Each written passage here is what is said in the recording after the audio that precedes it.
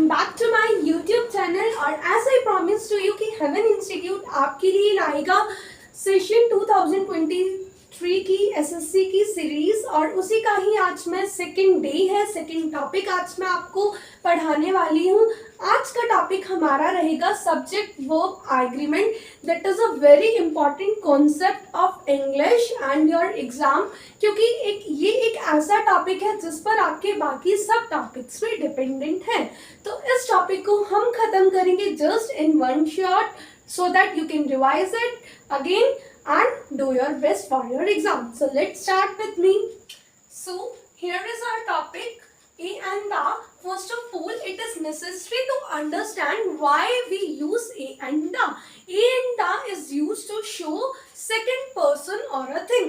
Let's understand this with an example. Mahatma Gandhi is a great freedom fighter and a great leader. See, I have write here कि जो महात्मा गांधी जी थे वो एक great freedom fighter थे और एक great leader थे। मैं ये बात कहना चाहती हूँ, लेकिन जो सेंटेंस मैंने यहाँ पर लिखा है वो कुछ और ही कहना चाह रहा है। ये सेंटेंस हमारा कह रहा है कि महात्मा गांधी एक ग्रेट फ्रीडम फाइटर तो थे, पर ग्रेट लीडर वाली जो बात है वो किसी और पर्सन के लिए कही गई है। अब वो सेकंड पर्सन कौन है ये तो हमें नहीं पता, बट ये जो ग्रेट लीडर वाली लाइन है ये महात्मा गांधी जी के लिए तो नहीं कही गई। तो ये सेंटेंस समथिंग कुछ मीनिंगलेस हो गया। और ये बात मुझे कैसे पता चला कि ये a great leader Mahatma Gandhi के लिए नहीं यूज हुई, ये किसी एक सेकंड पर्सन के लिए यूज हुई है, क्योंकि यहाँ पर हमारा आ गया शो करता है कि यहाँ पर किसी सेकंड पर्सन की बात हुई है और इस सेंटेंस का इस चीज से कुछ भी रिलेशन नहीं है। जब भी हमारी सेंटेंसेस के बीच में एंड आ जाता है तो एंड क्या शो करता है कि यहाँ पर किसी दो चीजों के बारे में बात की गई है। अगर एंड के बाद एंड और या फिर दा लग जाए तो ये क्या शो करता है कि जो एंड के बाद वाला जो सेंटेंस है और जो एंड के पहले वाला सेंटेंस है उनका आपस में कोई भी रिलेशन नहीं है। हाँ, अगर ए एंड द नहीं है तो मे बी यहाँ पर दो सेम पर्सन की बात हो रही हो। फॉर एग्जाम्पल के लिए मैंने यहाँ पर लिखा the principal and the English teacher have been arrived. यहाँ पर मैंने यूज किया प्रिंसिपल और यहाँ पर मैंने यूज किया इंग्लिश टीचर और यहाँ पर मैंने यूज किया द। अब यहाँ पर द आ गया तो द ने क्या शो किया सॉरी, तो यहाँ पर द ने क्या शो किया कि ये जो इंग्लिश टीचर है उसका इससे तो कोई रिलेशन है ही नहीं। प्रिंसिपल और इंग्लिश टीचर दोनों अलग अलग हैं, इसलिए हमने यहाँ पर यूज किया हैव का, क्योंकि हैव हम यूज करते हैं प्लूरल चीजों के लिए और प्रिंसिपल और इंग्लिश टीचर दोनों अलग अलग है क्योंकि यहाँ पर द आया।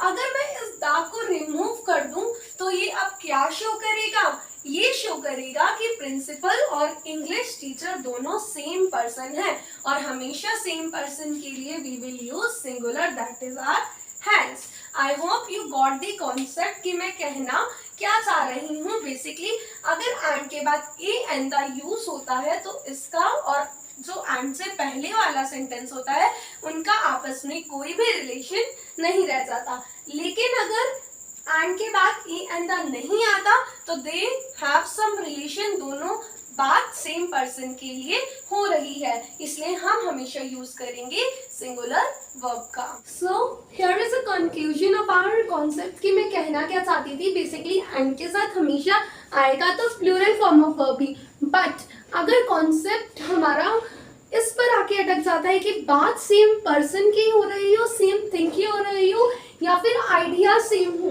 Like slow and steady. Slow का भी वही मीनिंग है, स्टेडी का भी वही मीनिंग है, दोनों सेम चीज को पॉइंट कर रहा है, तो इसके लिए मैं यूज करूंगी singular. And here Riya and Neha, Riya is a different girl and Neha is a different girl, तो दोनों अलग अलग चीजें हैं, इसलिए मैं यूज करूंगी plural form. And this the coach and captain. अब मैंने इनके कोच और कैप्टन के बीच में दान नहीं लगाया, बट शोज की कोच एंड कैप्टन दोनों सेम पर्सन की बात हो रही है, इसलिए मैंने यहाँ पर लगाया सिंगुलर। अगर यहाँ पर आ जाता the coach and the captain तो क्या दिखाता है कि दोनों पर्टिकुलर अलग अलग पर्सन की बात हो रही है, एंड देन यहाँ पर लग जाता plural. So I hope you understand this. Now it's done about the second concept. Second concept हमारा क्या कहता है कि जब भी बात वन ऑफ की होगी, वन ऑफ अगर हम नॉर्मली हिंदी में भी कन्वर्ट करें तो वन ऑफ क्या कहता है कि कोई भी एक मतलब सिंगुलर, तो उसके साथ भी क्या आनी चाहिए, सिंगुलर वर्ब आनी चाहिए, ठीक है। Like one of our team members is not here, see the team members.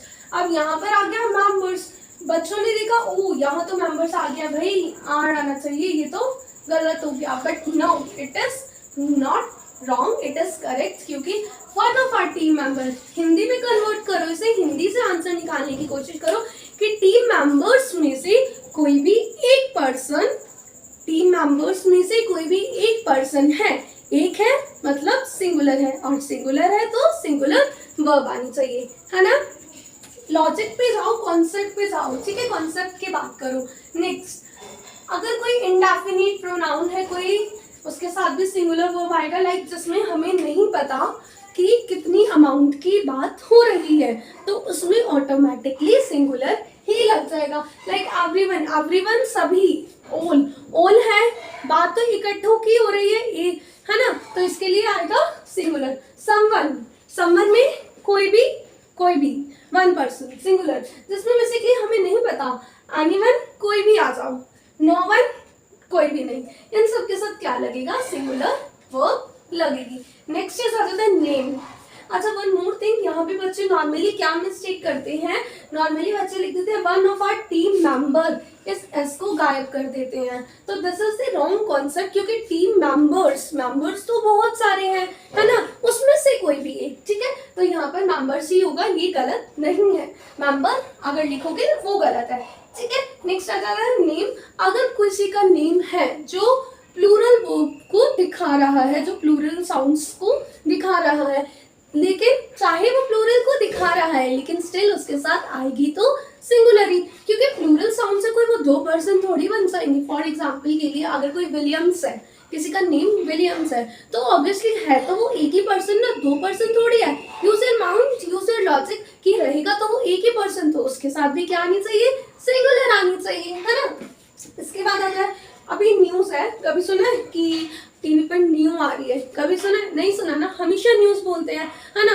अब वो शो तो डिनोट तो प्लूरल को कर रहा है ना, लेकिन स्टिल यूज करेंगे सिंगुलर, क्योंकि हियर इज अ माइंड को पता है भाई है तो वो एक ही चीज। Similarly like headquarters, premises, species, barracks, इन सब के साथ हम यूज करेंगे सिंगुलर, क्योंकि चीज तो एक ही है। So now let's turn about the seventh concept that says कि conjunctions के जब भी हमारी कंजक्शंस वाले वर्ड आएंगे तो उस सिचुएशन में हम क्या करेंगे, हम लोग सब्जेक्ट को चेक करेंगे, और अगर हमारा सब्जेक्ट सिंगुलर हुआ तो वो भी सिंगुलर लगा देंगे, और अगर सब्जेक्ट हमारा कुछ प्लूरल फॉर्म में हुआ तो हम वो भी प्लूरल लगा लेंगे, ठीक है। Conjunctions like but, unlike, rather than, nothing, besides, like, no less than, as well as, along with, together with, इस टाइप्स के वर्ड्स बहुत यूज किए जाते हैं एग्जाम में स्टूडेंट्स को कंफ्यूज करने के लिए। तो मैं एक बार थोड़ा सा साइड हो जाती हूँ, आप स्क्रीनशॉट ले लो और इन वर्ड्स को रीड कर लो,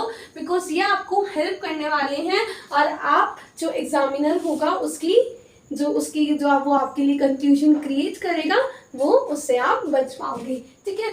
थोड़ा सा इसे एग्जाम्पल से भी रिकॉल कर लेते हैं। The captain as well as his team members are busy in practice. Now let's see. The captain, ठीक है, as well as his team members are busy in practice. देखो, अगर हम बात करें the captain, तो captain क्या है हमारा, एक सिंगुलर है और सब्जेक्ट है, ये हमारा सब्जेक्ट है जो कि सिंगुलर है ना। और as well as his team members, ये टीम मेंबर्स हमारा प्लूरल है और यहाँ पर आर है, क्या ये ठीक है, नहीं, हमें तो कंजक्शंस में क्या देखना था, सब्जेक्ट चेक करना था। अगर सब्जेक्ट सिंगुलर तो वो भी सिंगुलर। हमें टीम मेंबर से कोई भी मतलब नहीं है, चाहे वो सिंगुलर हो चाहे वो प्लूरल है। हम तो बस सब्जेक्ट को चेक करेंगे, पहले वाले सब्जेक्ट को चेक करेंगे, सिंगुलर तो सिंगुलर, प्लूरल तो प्लूरल। और यहाँ पर कैप्टन सिंगुलर हो गया, तो यहाँ पर आर की जगह क्या आना चाहिए था, is now. This is the correct answer. Second वाला देखते हैं। The cousins unlike my brother are very naughty. Unlike का मतलब क्या है, मेरे भाई से, जो मेरे कजन्स हैं वो मेरे भाई से बिल्कुल अलग है और वो बहुत ही ज्यादा नोटी है। अब क्या ये ठीक है, लेट्स टेक कजन्स। कजन्स क्या है, एक सब्जेक्ट जो कि प्लूरल फॉर्म में है। अब सब्जेक्ट प्लूरल में है तो यहाँ पर आर है, तो क्या ये ठीक है, हाँ बिल्कुल ठीक है, क्योंकि ब्रदर चाहे सिंगुलर हो लेकिन हमें उससे कोई भी मतलब नहीं है, क्योंकि उसमें कंजक्शंस का यूज हुआ है। I hope you understand this concept also. Let's move to the next concept. So here's a next concept which says कि अगर आपके सेंटेंस में neither nor either or का यूज हो तो आपको वर्ब का यूज करना है according to your nearest subject. Like जो भी आपका वर्ड यूज हुआ है उसके नियरेस्ट सब्जेक्ट में सिंगुलर है तो सिंगुलर यूज करना है, और नियरेस्ट सब्जेक्ट प्लूरल है तो प्लूरल लिखना है। ठीक है, let's understand this with an example. ठीक है, एग्जाम्पल, either रिया और his sisters are cooking। या तो रिया या फिर उसकी सिस्टर्स कुकिंग कर रही हैं। अब देखो आर से पहले वाला जब हम सब्जेक्ट को चेक करेंगे that is his sisters। Sisters क्या है, प्लूरल फॉर्म है, सिस्टर इज अ प्लूरल, और इसके साथ यूज हुआ आर। क्यों, क्योंकि हमने नियरेस्ट सब्जेक्ट को चेक किया, नियरेस्ट सब्जेक्ट था सिस्टर्स, तो हमने यहाँ आर यूज किया। रिया का यहाँ कोई यूज नहीं है क्योंकि ये सब्जेक्ट सिंगुलर है और ऑल्दो नियरेस्ट इसका प्लूरल है। अच्छा, अगर मैं इन दोनों को इंटरचेंज कर दूं, रिया को यहाँ कर दूं और सिस्टर्स को यहाँ कर दूं, तो तुम्हें क्या लगता है क्या आना चाहिए, हाँ फिर यहाँ आर की जगह इज आ जाएगा। क्यों, क्योंकि अब इसका जो नियरेस्ट सब्जेक्ट है वो एक सिंगुलर बन चुका है, इसलिए उसके साथ हम is लगाएंगे। I hope you are understanding each and every concept very beautifully, very pleasantly. Next is neither the teachers nor the school is responsible for this। अब यहाँ teachers है, that is plural form of verb, और यहाँ school is singular form of verb, singular, and here is a is। इसका जो nearest subject है वो school है और स्कूल एक सिंगुलर है, तभी यहाँ पर हमने सिंगुलर वर्ब का यूज किया। I hope you are understanding this. Now there is a last concept which says कि अगर कलेक्टिव नाउन्स का यूज होता है। What is collective nouns? Collective nouns जब हम किसी ग्रुप को एक पर्टिकुलर वर्ड दे देते हैं तो उसको हम कलेक्टिव नाउन्स बोलते हैं। Like a bouquet of a flower, okay, and hive of a ship, like this if used as singular entity। तो अगर कलेक्टिव नाउन एक singular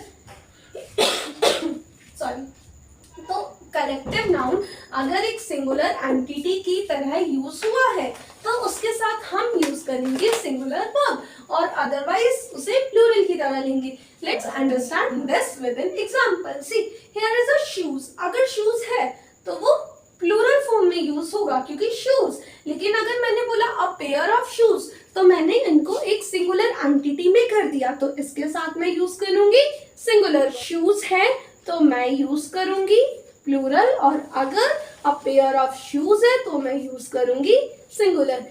let's see one more example of it. The class is disciplined. यहाँ पर class क्या है, एक group of students है। Class क्या है, एक ग्रुप ऑफ स्टूडेंट्स है जिसे मैंने एक सिंगल एंटिटी में बांध दिया है, और मैंने क्या बोला था, क्लास इज डिसिप्लिन्ड। क्लास अभी डिसिप्लिन है, ठीक है। एंड नेक्स्ट में मैंने the class are taking positions. अब यहाँ मैंने क्लास है तो ग्रुप ऑफ स्टूडेंट्स ही, लेकिन यहाँ पर मैंने आर क्यों यूज किया, क्योंकि सी अब मैंने क्या किया, जो क्लास है, जो ग्रुप ऑफ स्टूडेंट्स है, ऑब्वियसली वो अपनी अपनी पोजीशंस ले रहे हैं, व्हिच मींस कि सब लोग एक ही रो में नहीं चल रहे, सबकी एक साथ बात नहीं हो रही, अलग अलग पोजीशंस ले रहे हैं, मतलब अलग अलग जगह पर जा रहे हैं, अलग अलग लोगों की बात हो रही है, तो that's why I use plural here. Now I hope you understand the concept of the subject verb agreement. लेकिन still अब मैं आपको एक ट्रिक बताने वाली हूँ। वैसे तो इस वीडियो के बाद आप नहीं अटकोगे, I am damn sure in your exam. लेकिन अगर एक ऐसी सिचुएशन आ जाती है कि आपको नहीं पता चलता कि कहाँ मैंने गड़बड़ करी, क्या चीज़ मुझे समझ में नहीं आ रही है, तो मैं आज आपको एक ट्रिक बताऊंगी जो हेल्प करेगी हर टाइप के सिचुएशन में आपको। अगर आपको कुछ भी समझ नहीं आ रहा है कि किसके साथ सिंगुलर लगेगा, किसके साथ प्लूरल लगेगा, एक ऐसी सिचुएशन आपके लिए बन जाती है, आप कंफ्यूज हो जाते हो, तो आपको कुछ भी नोटिस नहीं करना, बस उसके सब्जेक्ट को नोटिस करना है। अगर उसका सब्जेक्ट सिंगुलर है तो सिंगुलर लगा दो, अगर उसका प्लूरल है तो प्लूरल लगा लो। ये 90% वर्क करेगा और आपके आंसर को करेक्ट करेगा। आई होप यू अंडरस्टैंड। अगर समझ में आया हो अच्छे से तो प्लीज मेरे चैनल को लाइक, शेयर एंड सब्सक्राइब कर दो। और अभी तक अगर आपने गिव अवे में पार्टिसिपेट नहीं किया हो तो प्लीज जल्दी से कर लो, एज डेट नियर आती जा रही है। और पार्टिसिपेट करने के लिए you have to comment in this video with your Instagram ID, with your name and your favourite book which you like the most. Thank you.